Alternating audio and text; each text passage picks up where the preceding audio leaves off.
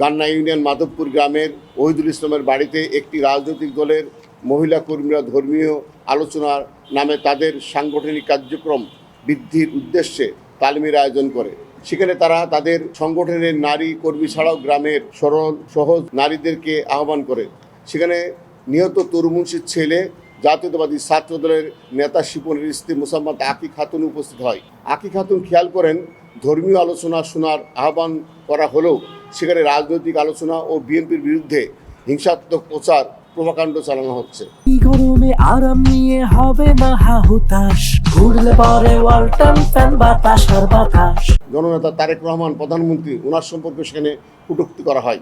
বিষয়টি নিয়ে আকি খাতুন প্রতিবাদ করলে ওই দলের নারী কর্মীদের সাথে বাক বিতর্ক শুরু হয়। এক পর্যায়ে বিষয়টি স্থানীয় বিএনপি নেতাকর্মীদের মাঝে জানাজানি হলে তারা বিষয়টি নিয়ে প্রতিবাদ জানালে ওই দলের নারী ও পুরুষ কর্মীরা দেশীয় অস্ত্র নিয়ে তাদের উপর ঝাঁপিয়ে পড়ে। এতে তরুমুন্সি এবং তরুমুন্সির ছেলে ছাত্রদল নেতা শিপন সহ বিএনপির 8 জন নেতাকর্মী মারাত্মকভাবে আহত হয়। আহতের মধ্যে তরুমুন্সি ও শিমুলের শারীরিক অবস্থা গুরুতর বিবেচনায় তাদেরকে ঝিনাইদহ সদর হাসপাতালের চিকিৎসকগণ তাদেরকে উন্নত চিকিৎসার জন্য ঢাকা মেডিকেল কলেজে হাসপাতালে রেফার করেন। পরবর্তীতে ঢাকা মেডিকেল কলেজ হাসপাতালে চিকিৎসাধীন অবস্থায় তরুমুন্সি মারা যান এবং শিমুল ঢাকা মেডিকেল কলেজে চিকিৎসাধীন আছেন।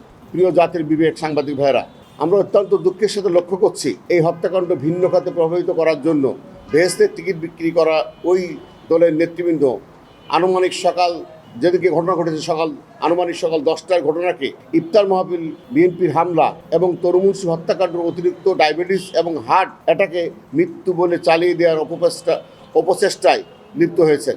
অথচ তরুমুন্সির মাথায় ও পায়ে সুস্পষ্ট আঘাত চিহ্ন আছে।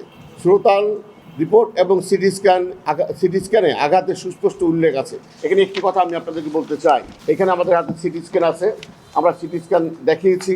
সিটি স্ক্যানে স্পষ্টভাবে তার মাথার ডানি পাশে কানের উপরে এখানে হাড় ভেঙে গেছে। এটা যারা আপনার সাংবাদিক ভাইরা আপনারা জানেন, এগুলো আপনারা বুঝবেন, দেখতে পারবেন।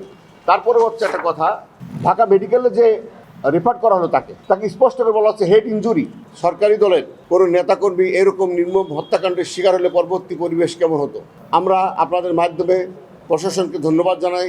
দ্রুত ঘটনার সাথে সাথে জড়িত 1 নম্বর আসামি সহ 4 জনকে আটক করার জন্য, সেই সাথে এই বর্বরচিত নির্মম ঘটনার সাথে জড়িত সকল সন্ত্রাসীকে দ্রুততম সময়ের মধ্যে গ্রেপ্তার করার জন্য দাবি জানাচ্ছি।